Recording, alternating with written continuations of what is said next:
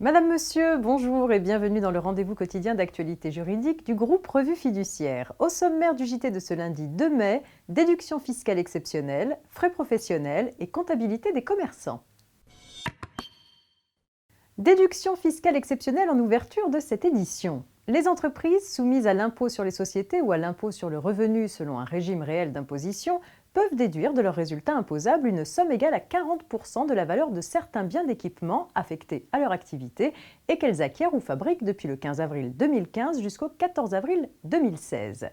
Le gouvernement a décidé de déposer au Sénat un amendement au projet de la loi pour une République numérique afin de prolonger cette déduction exceptionnelle jusqu'au 14 avril 2017.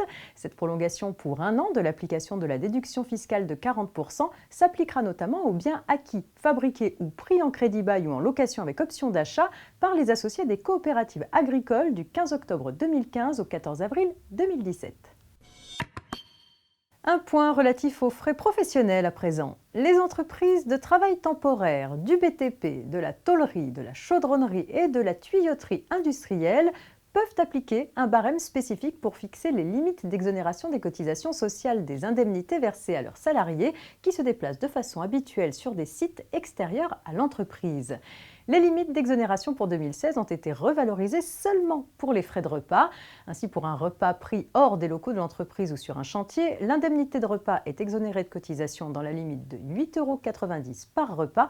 Et en cas de repas pris au restaurant, la limite d'exonération est de 18,30 € par repas. En revanche, pour les frais de transport, les limites d'exonération en 2016 des indemnités restent les mêmes que celles applicables en 2015. La raison en est que le barème fiscal kilométrique qui sert au calcul de ces limites n'a pas changé pour 2016 par rapport à 2015. Du nouveau concernant la comptabilité des commerçants, pour terminer. Pour les comptes annuels liés aux exercices ouverts depuis le 1er janvier 2016, tous les commerçants doivent tenir obligatoirement une comptabilité comprenant le livre journal qui enregistre de façon chronologique tous les achats et ventes effectués par l'entreprise et le grand livre qui rassemble tous les comptes.